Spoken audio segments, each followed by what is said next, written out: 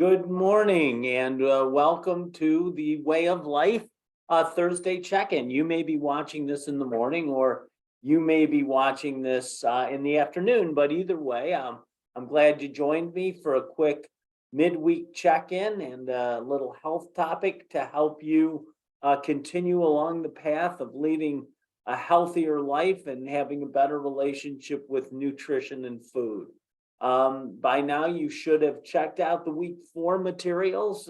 There's some great materials here that center around food shopping, shopping for success, a wonderful shopping guide to make sure you get a lot of produce picks, choosing whole grains and things like that. We also have a lesson on reading food labels. If you need help with that, we want to try to watch certain things like added sugars and saturated fats and sodium, things like that. So those are important to check out. And if you have any questions, don't forget our registered dietitians are available to work with you anytime.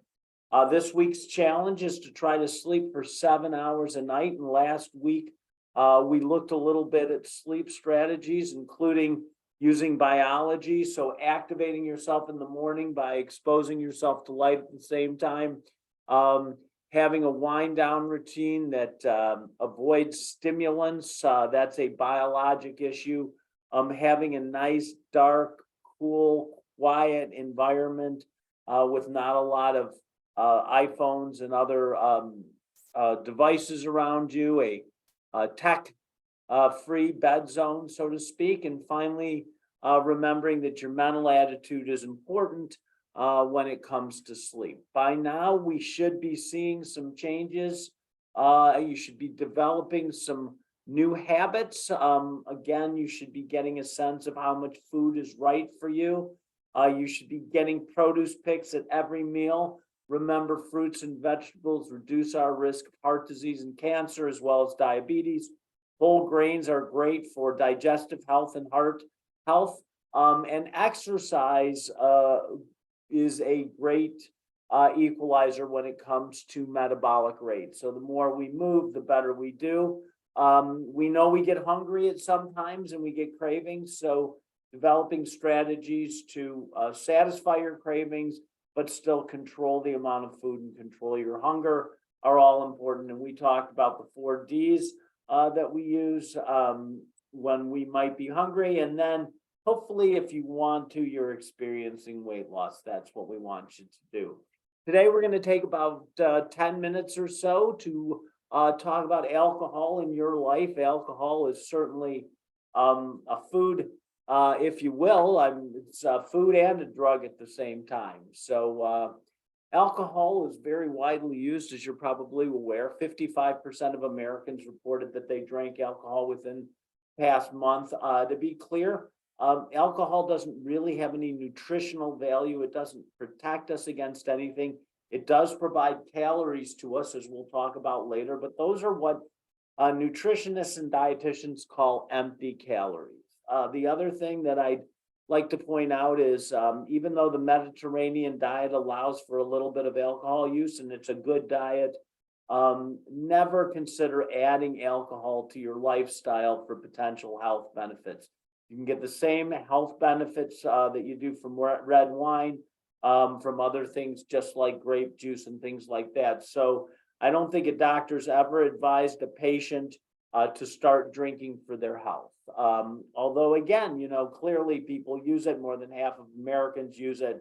So there needs to be some medium moderation point. We know that alcohol is a social problem that contributes to about 1 out of 5 emergency room visits, and alcohol impaired fatalities accounted for at least 10,000 deaths.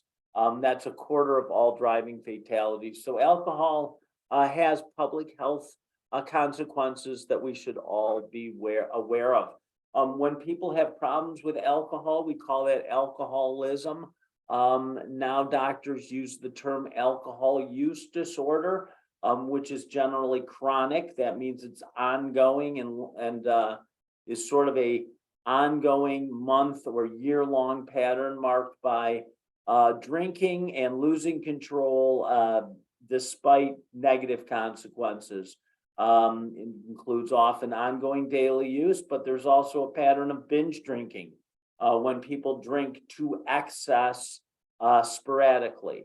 About 95,000 people die from alcohol-related causes annually. So there are a number of health consequences from alcohol. So if you can avoid alcohol, it's probably the wisest thing, but if you use it, try to use it in moderation. Now, if you wonder about having an alcohol problem for yourself or others, there are certain online or pencil and paper tests that you can take that suggest and help diagnose potential problems with alcohol. One that I like is called the Alcohol Use Disorder Identification Test, or audit. And you can take the audit test by going to this hyperlink right here, auditascreen.org. But basically, they look at frequency, how often you drink, the amount you drink. Do you drink 1 or 2 drinks? Do you drink more than 6? How about your ability to stop if you wish to stop, if you want to have a period of abstinence? How hard is that for you? Is there concern from others about your alcohol use? That should say use. But is there concern from others about your alcohol use? Do you ever experience blackouts? Blackouts occur when you drink so much that you don't remember your actions from the previous night. Do you need eye openers? Do you ever need a drink in the morning to get yourself going? And has your alcohol use ever caused injuries or arrests? So those are the questions that really highlight concerns when it comes to alcohol use. There we go. Concern about your use by yourself or others. Okay, so those are sort of the audit questions. You can take that on your own. But remember, alcohol changes the way we think and changes our behaviors. It disinhibits us. A different way to sort of look at it is to think of that cognitive triad we use. If we go in feeling sad, it's likely that alcohol will amplify or intensify the sad feelings. And these sad feelings then change our thoughts and color our thoughts and ultimately change our behaviors. And we also know that alcohol, as I mentioned just a second ago, disinhibits people. So it reduces our inhibitions and it makes us potentially more likely to do things that have negative consequences. So please, please, please be careful when you use alcohol, and when you do, use it in moderation. Now, you might ask, what is moderation? Well, moderation is different for everybody, and it sort of depends on some of the answers you gave in the audit questionnaire, but most doctors have been trained to define moderate alcohol use as on average, 1 drink a day or less for women, or 2 drinks a day or less for men. But that's, again, when we get to men, 14 drinks a week is a fairly large amount. So we, again, want to look at those other potential problems. And what is a standard drink? Well, it's a 12-ounce beer. Some places have tall beers, 22 ounces or more that, represent then 2 drinks.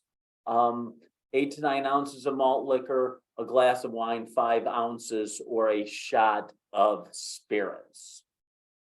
Remember not to use alcohol if you're planning on driving or doing other activities that require skill, coordination, or alertness. And alcohol impairs these skills and abilities. If you're taking medicines that interact with alcohol, that's a concern. Talk to your doctor.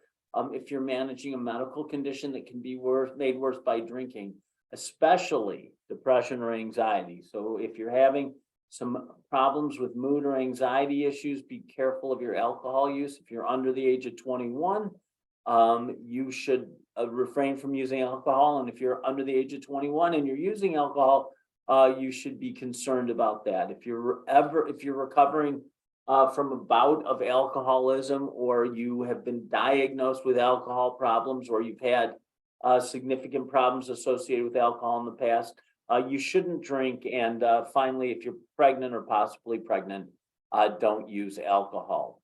I think way of life, we have to remind you that alcohol use has one other consequence. It has calories.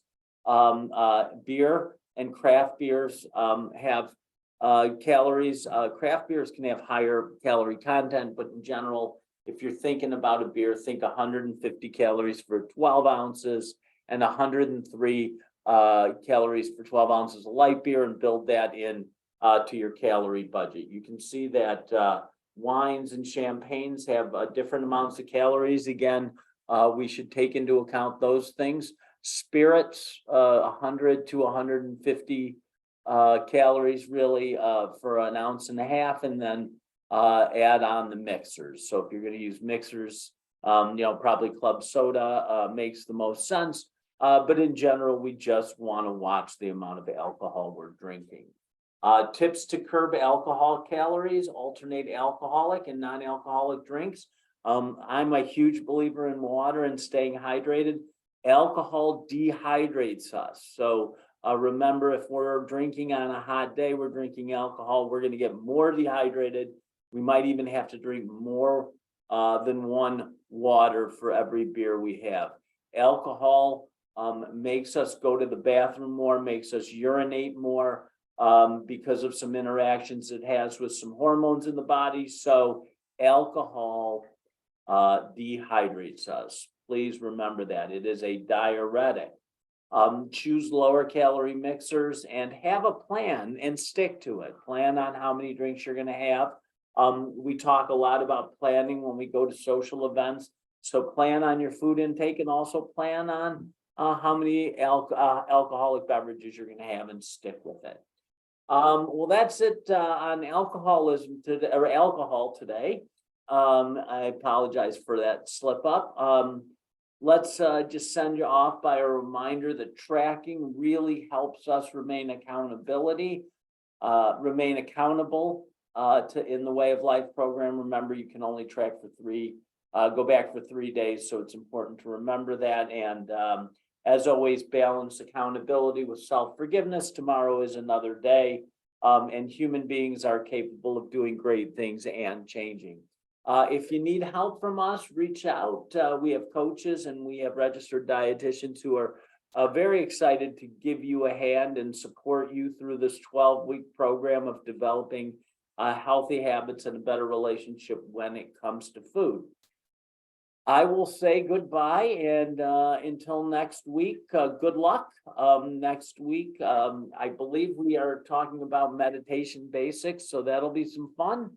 Again, until next week, thanks for tuning in.